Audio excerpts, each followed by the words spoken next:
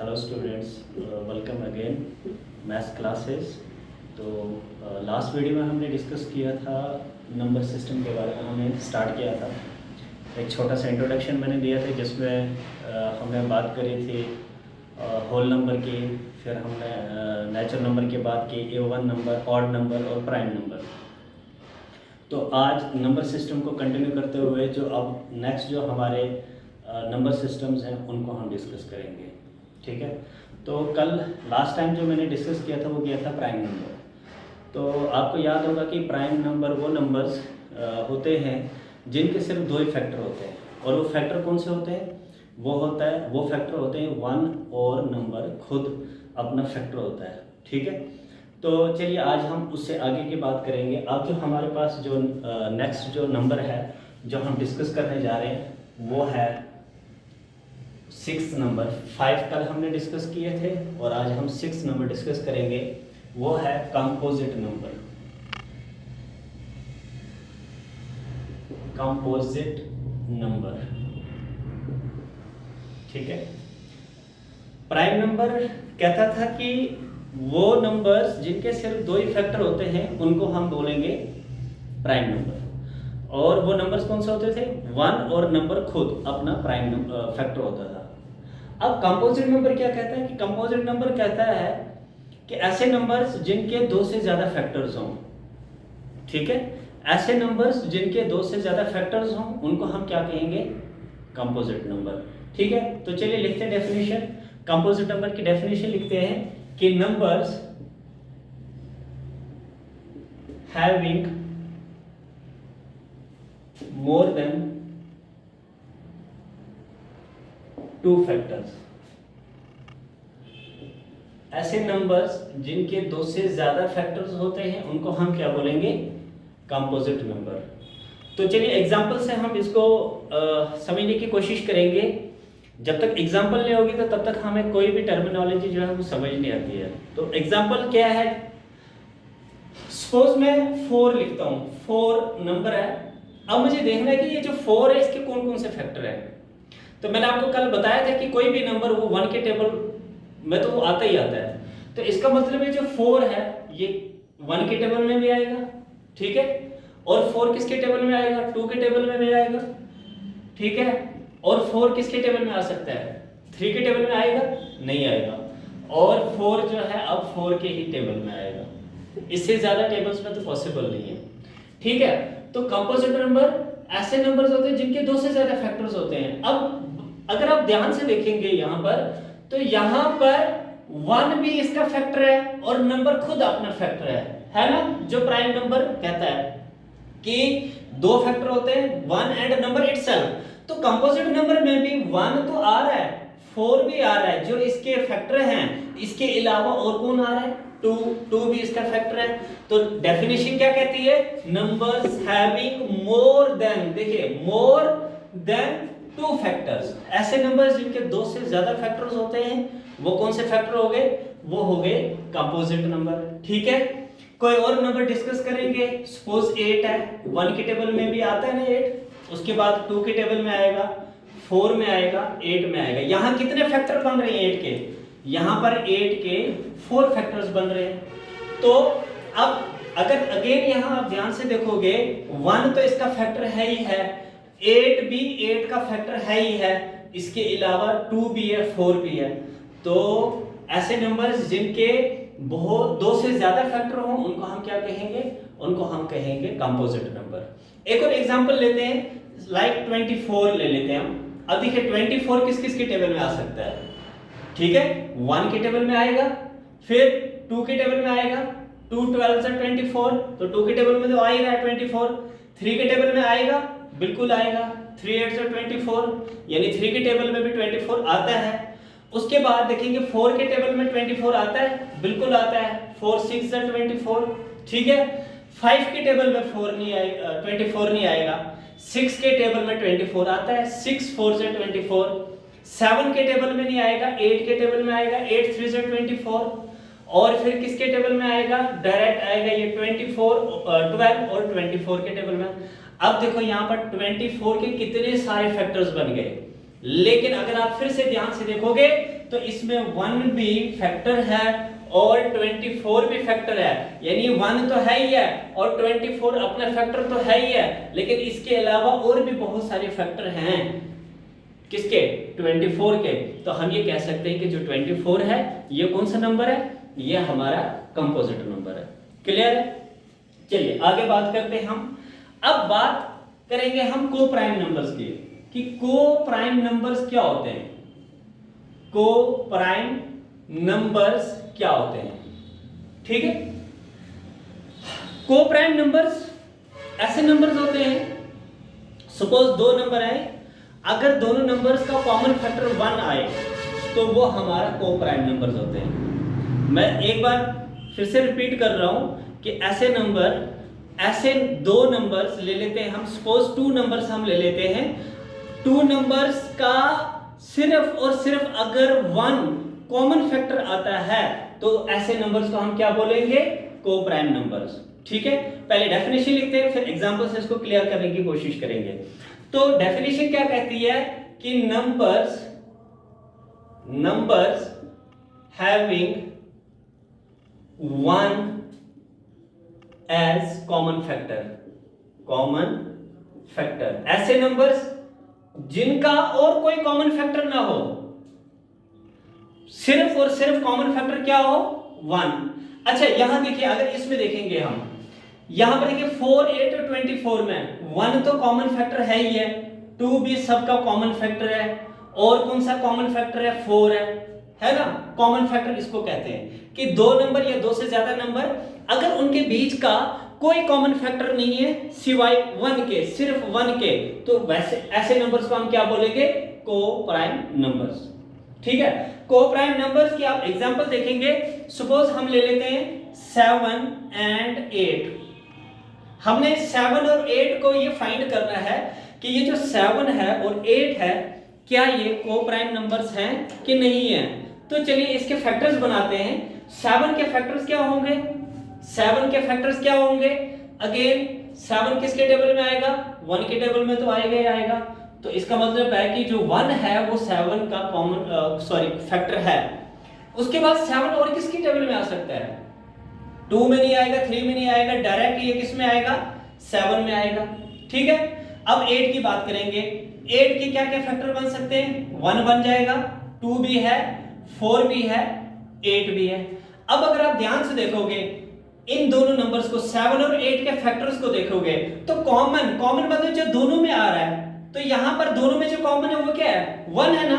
इसके अलावा मुझे और कोई नंबर बता दो जो दोनों में कॉमन है, कोई भी नहीं है। यहाँ 8 है, इधर 8 नहीं है, यहाँ 7 है, यहाँ कहीं भी 7 नहीं दिख रहा है, यहाँ 4 है, कहीं यहाँ 4 दिख रहा है आपको, नहीं दिख रहा है। तो दोनों का जो कॉमन फैक्टर है वो यहाँ पर क्या आ रहा है, 1 आ रहा है। तो हम ये कह सकते हैं कि जो 7 एंड 8 हैं ये क्या है, आर को प्राइम नंबर्स। ये क्या है, को प्राइम नंबर्स हैं।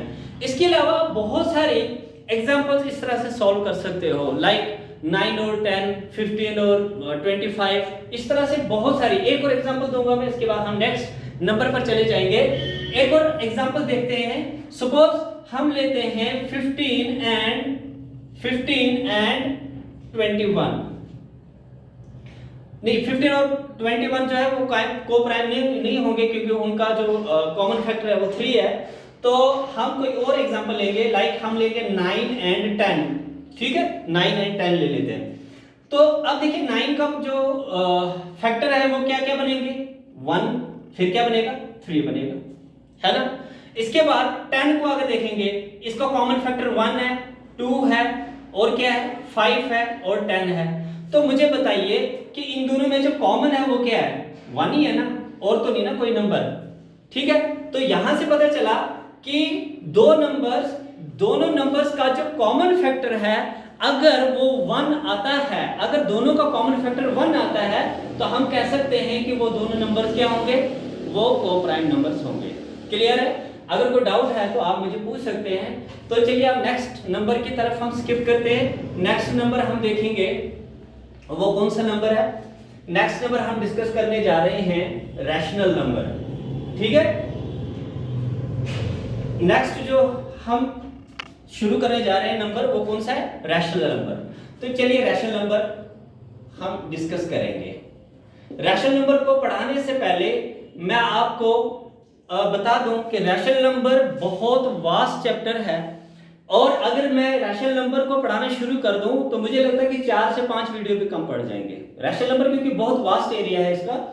तो चलिए आज थोड़ा बहुत इसका इंट्रोडक्शन, क्योंकि अभी इंट्रोडक्शन पार्ट चल रहा है, और आगे जो है हर एक नंबर का मैं इन डिटेल ऑपरेशन करूंगा, और जितनी भी मेरे पास नॉलेज है नंबर्स के बारे में वो सब नॉलेज आप तक मैं पहुंचाने की कोशिश करूंगा। फिलहाल आज रैशनल नंबर को हम डिस्कस करेंगे कि रैशनल नंबर होता क्या है। तो रैशनल नंबर क्या होता है? Rational numbers are those numbers which can be written या represent या कुछ भी लिख सकते हैं आप। Rational numbers are those numbers which can be written in the form of p by q। जो p by q की फॉर्म में लिख सकते हैं हम नंबर, उनको हम क्या बोलेंगे? Rational number. बिल्कुल टेंशन नहीं लेना, मैं पूरा रैशनल नंबर का पूरा इन डिटेल जितना भी मेरे पास नॉलेज है रैशनल नंबर पूरा एक अलग से सेपरेट वीडियो बना के मैं आप तक पहुंचाऊंगा। लेकिन अभी जितना मैं पढ़ा रहा हूं आप उस पर ध्यान देंगे। Rational numbers are those numbers which can be written in the form of p by q where p and q are some integers। p और q कोई इंटीजर्स हो सकते हैं। अब इंटीजर्स यहां पर क्या है वो भी मैं बताऊंगा। p and q are some integers and q is not equal to 0। ठीक है, q is not equal to 0। अब देखिए बच्चे, हम क्या करेंगे, हम कोई एग्जांपल लेंगे और उससे समझने की कोशिश करेंगे। फॉर एग्जांपल मैं लिख रहा हूं 5/7 सपोज। ठीक है, मैं लिख रहा हूं 5/7। याद रखिएगा जो नंबर हम न्यूमरेटर अपॉन डिनोमिनेटर की फॉर्म में लिखते हैं वो नंबर्स उनको हम बोलते हैं फ्रैक्शन। तो क्या रैशनल नंबर हमारा फ्रैक्शन हो सकता है? यस, बिल्कुल हो सकता है। ये तो फ्रैक्शन की फॉर्म में, लेकिन अगर फ्रैक्शन की फॉर्म है तो ये रैशनल नंबर भी है। तो रैशनल नंबर, सपोज मैंने एक रैशनल नंबर लिखा, मैंने क्या लिखा है यहां पर कि numbers which can be written in the form of p by q। अब ये p by q क्या है? अगर सपोज मैं इसको सपोज करता हूं ये p है और ये क्या है? q है, तो हमने इसको p by q के फॉर्म में लिखा ना, जहां पर p हमारा 5 हो सकता है और q कितना है? 7 है। लेकिन आगे जो कंडीशन ये कह रहा है कि p and q are some integers. ठीक है, इंटीजर्स अभी मैं रियल नंबर पढ़ाऊंगा, सब कुछ उसमें क्लियर हो जाएगा। रियल नंबर जब मैं पढ़ाऊंगा वहां पर आपको पूरा पता चल जाएगा रैशनल नंबर क्या है, इरैशनल नंबर क्या है, रैशनल नंबर्स की प्रॉपर्टीज क्या है, इंटीजर्स क्या है, एंड सो ऑन। सारा उसमें मैं पूरा कंक्लूड करूंगा। जितने भी पीछे नंबर्स हैं वो सब कंक्लूड में करूंगा रियल नंबर में। ठीक है, अभी इसको अगर देखेंगे हम तो p by q, यानी p by q की फॉर्म में हमने इनको लिख लिया। लेकिन आगे क्या कहता है? p and q are some integers। तो हमें पता है बेटा कि इंटीजर्स क्या होते हैं? इंटीजर्स होते हैं all positive and all negative numbers including 0 are integers। ठीक है, तो इंटीजर्स जो है इनको हम नंबर लाइन पे भी बड़ी इजीली रिप्रेजेंट कर सकते हैं। ठीक है, तो p और q क्या है? ये इंटीजर्स हैं। लेकिन अब ये मोस्ट इंपॉर्टेंट चीज है कि q कभी भी 0 नहीं हो सकता। p 0 होगा तो चलेगा, लेकिन q की वैल्यू कभी भी 0 नहीं हो सकती। अब सपोज मैं यहां पर एक एग्जांपल लिखता हूं, मैं लिखता हूं 0, तो क्या मैं ये कह सकता हूं कि 0 जो है ये हमारा रैशनल नंबर है? बिल्कुल है। कैसे? मैंने लिखा यहां पर q is not equal to 0। q 0 नहीं हो सकता, लेकिन कहीं ये लिखा हुआ कि p is not equal to 0? नहीं लिखा है। इट मींस p हमारा 0 हो सकता है। तो p की वैल्यू मान के चलते हैं हम 0, तो q तो 0 नहीं होगा ना। तो अब 0 के नीचे कुछ नहीं है। ठीक है, कोई भी नंबर लिखता हूं मैं, 2 लिखता हूं, 3 लिखता हूं, 4 लिखता हूं, 5 लिखता हूं एंड सो ऑन, चलता रहेगा आगे। अब देखो बेटा 2 है तो 2 के नीचे कुछ है, जैसे यहां पर 5 के नीचे मैंने डिनोमिनेटर में क्या लिखा? 7 लिखा ना। तो क्या 2 का डिनोमिनेटर है यहां पर? नहीं है ना। और जहां कोई डिनोमिनेटर नहीं होता वहां क्या होता है, 1 होता है। तो बन गया ना, 2 भी एक रैशनल नंबर बन गया ना। इसी तरीके से ये जो 0 है, 0 के डिनोमिनेटर में कुछ नहीं है तो क्या है, 1 है। तो 1 अगर आ गए तो बन गया ना एक रैशनल नंबर, ठीक है, ये एक रैशनल नंबर बन गया। लेकिन अब इसको उल्टा करेंगे, उसका उल्टा करेंगे। अगर मैं यहां पर लिखता हूं 1/0, ठीक है, 1/0। अब यहां पर क्या कह रहा था, क्यों कभी भी 0 नहीं हो सकता, तो मेरा यहां पर क्यों तो मैंने 0 लिख लिया।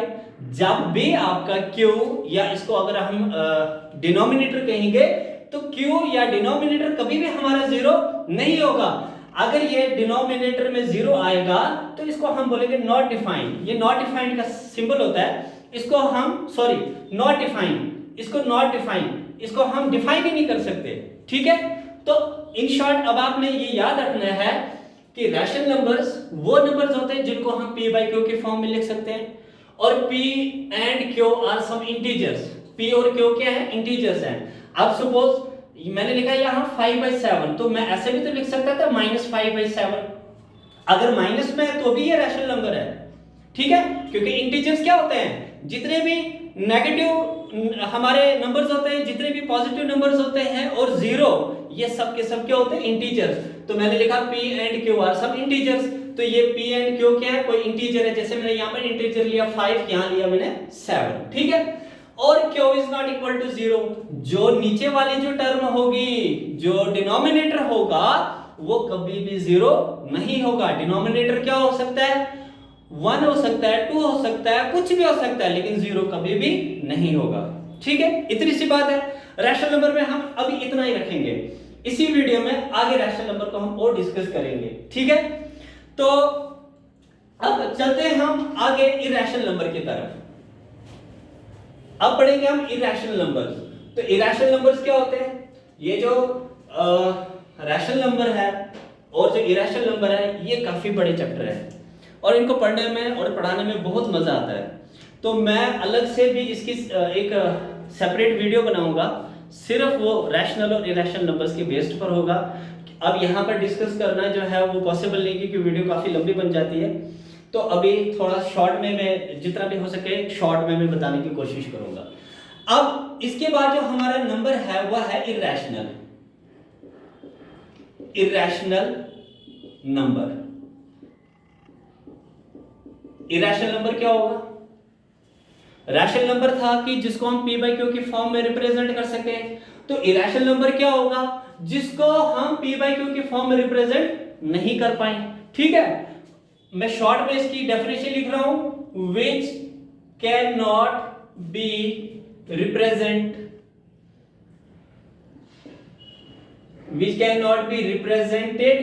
in the form of p by q, जो p by q की फॉर्म में रिप्रेजेंट हो ही नहीं सकती। अब मैं सब कुछ बताऊंगा इसके बारे में कि जो रैशनल नंबर इरैशनल नंबर्स हैं उनकी क्या पहचान है, वो किस तरह के नंबर होते हैं, उनकी क्या प्रॉपर्टीज होती हैं, ये सब कुछ मैं बताऊंगा, ठीक है। ये सारा कुछ मैं आपको बताऊंगा। तो थोड़ी देर के लिए वीडियो बंद कर रहा हूं। ये सारा मैं आपको बताऊंगा रियल नंबर्स में, ठीक है। तो रियल नंबर्स, तो अभी के लिए इरैशनल नंबर बस इतना ही मैं पढ़ाऊंगा। अब मैं रियल नंबर पढ़ाने जा रहा हूं और वहां पर इन डिटेल में डिस्कस करूंगा रैशनल क्या है, इरैशनल क्या है, वो सारा मैं जो है वहां पर करूंगा डिस्कस, ठीक है। तो चलिए पढ़ते हैं अब हम रियल नंबर। ये रियल नंबर होते क्या हैं। तो सबसे पहले मैं तो लिखूंगा यहां पर रियल नंबर।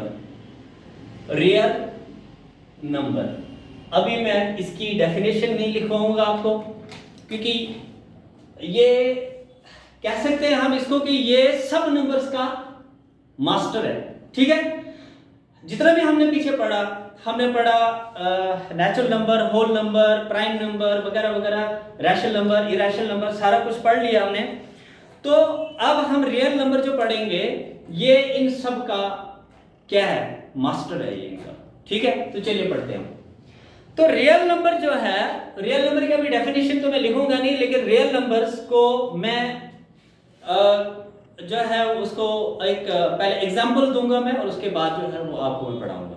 तो रियल नंबर, आपको पता है कि हमारे जितने भी नंबर्स होते हैं पॉसिबिलिटी है कि वो दो तरीके से हो सकते हैं। हमारे जितने भी नंबर्स हैं उनकी क्या पॉसिबिलिटी है कि वो दो तरीके से हो सकते हैं। एक, या तो वो पॉइंट्स में होंगे, है ना, लाइक मैं ऐसे लिखता हूं 5.62 समथिंग, या तो वो पॉइंट में होगा या फिर पॉइंट में नहीं होगा, लाइक 7 लिख रहा हूं, 5 लिख रहा हूं, ये विदाउट पॉइंट है और ये पॉइंट वाले, ठीक है। देखे होंगे हमने बहुत सारे ऐसे नंबर्स होते हैं जो पॉइंट के बिना भी होते हैं और पॉइंट वाले भी होते हैं।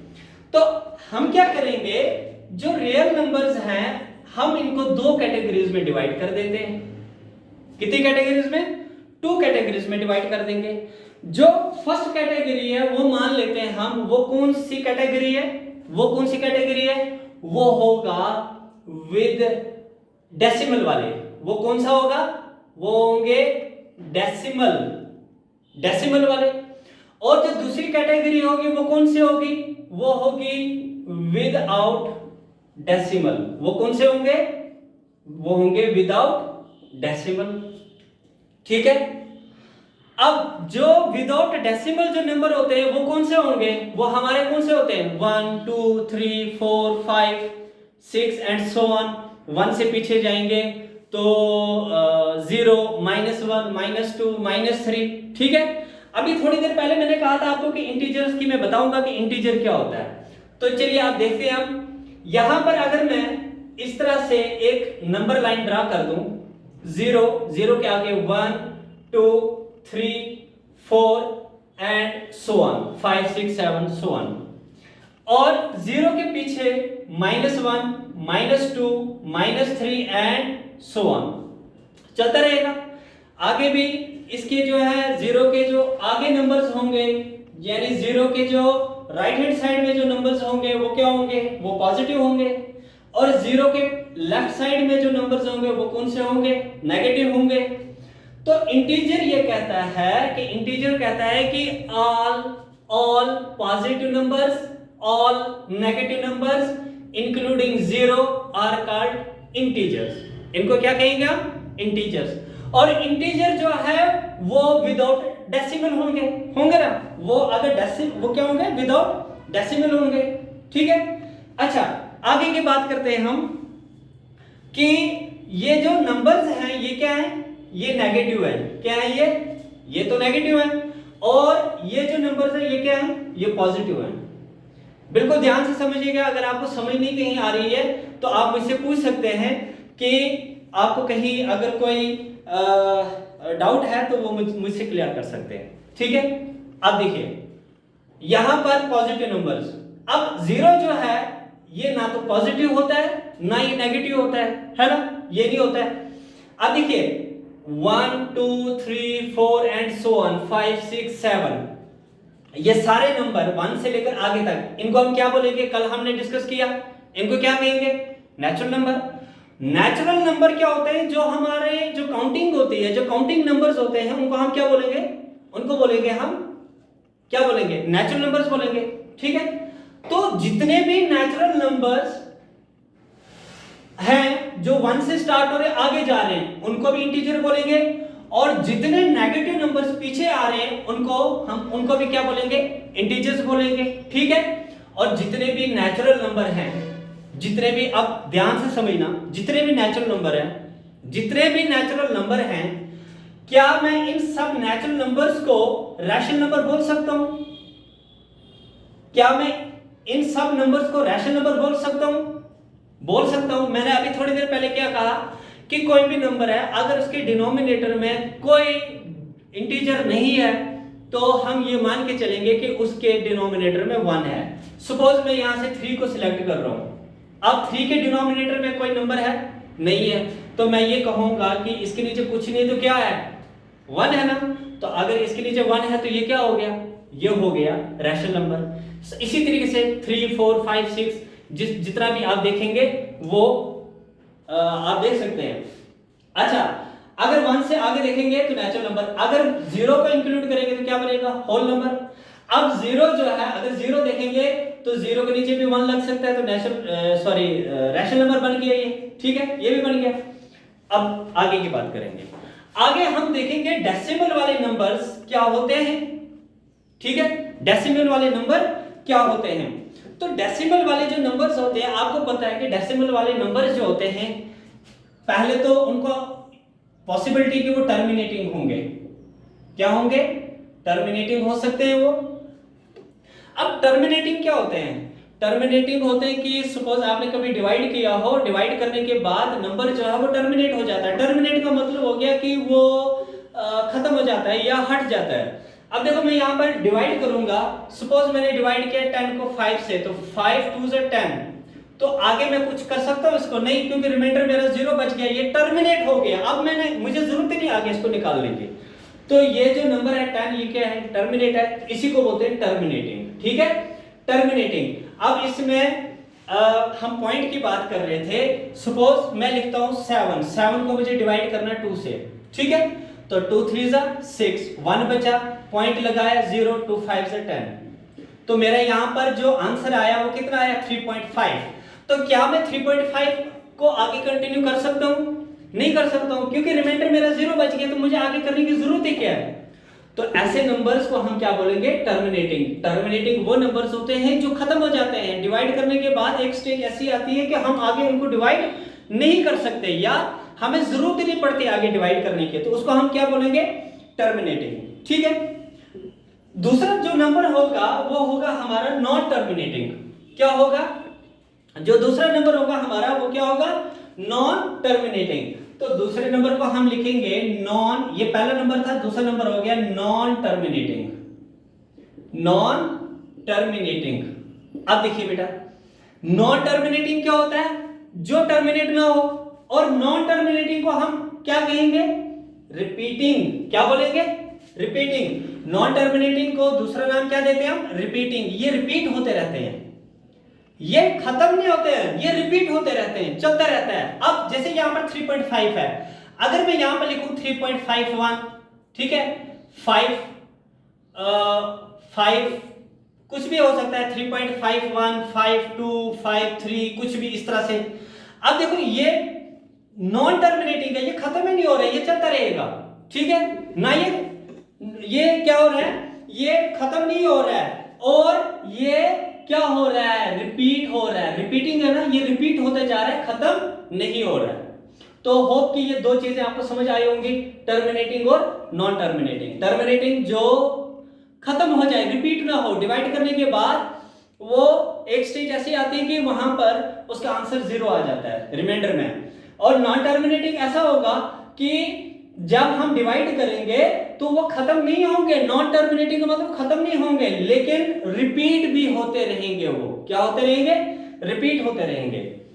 तीसरा जो नंबर है वो हमने याद रखना है कि जो तीसरा नंबर है वो है हमारा नॉन टर्मिनेटिंग या नॉन रिपीटिंग।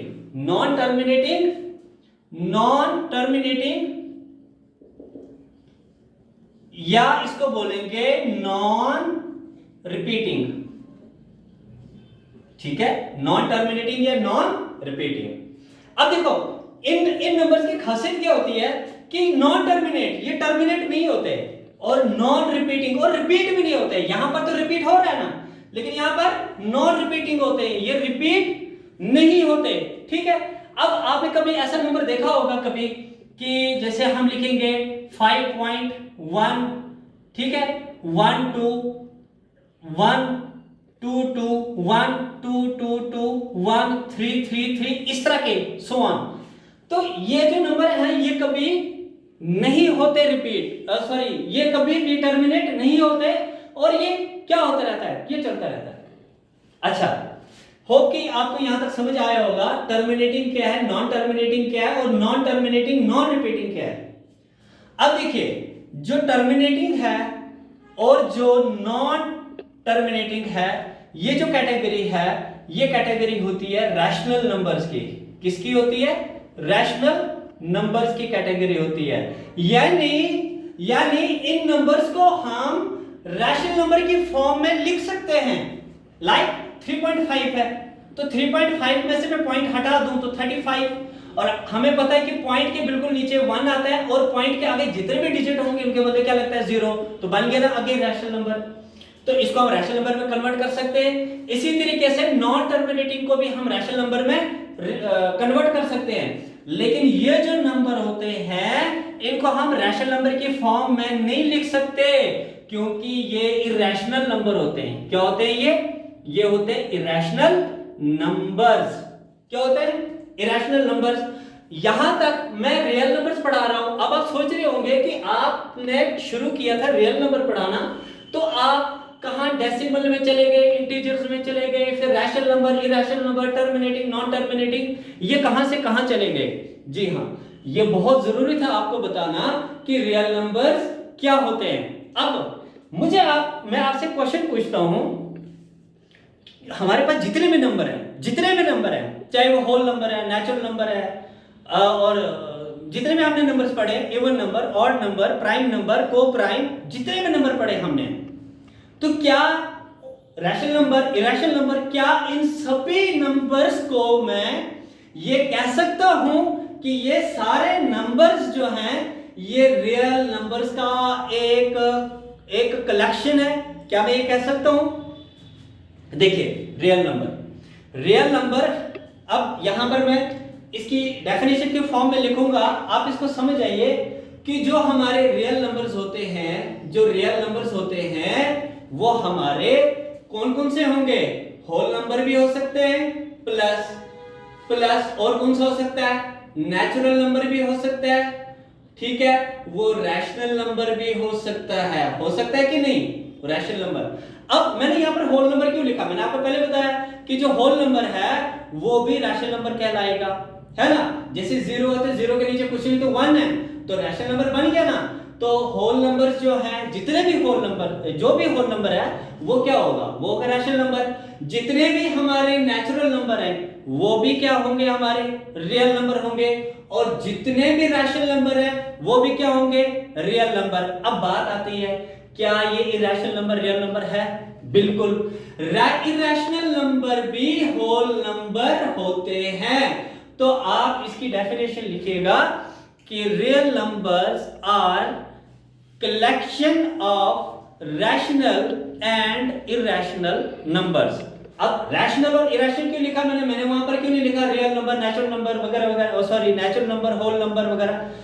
क्योंकि जितने भी होल नंबर है, नेचुरल नंबर है, वो सब क्या है? वो रैशनल नंबर है। और जो डेसिमल फॉर्म में हम लिखेंगे, जो रिपीट होता रहेगा, सॉरी टर्मिनेट नहीं होगा और ना रिपीट होगा, वो क्या होगा? इरेशनल। तो रियल नंबर को हम कह सकते हैं कि रियल नंबर जो होते हैं ये रैशनल प्लस इरेशनल नंबर्स का एक कलेक्शन है, एक ग्रुप है रैशनल नंबर्स का और इरेशनल नंबर्स का। और रैशनल इरेशनल नंबर्स को ही हम रियल नंबर बोलेंगे। ठीक है, होप कि आज आपको ये सारा समझ आया होगा। वीडियो थोड़ी लंबी हो गई है, इंशाल्लाह अगले वीडियो में और बाकी सब चीजों को भी डिस्कस करूंगा। Thank you so much.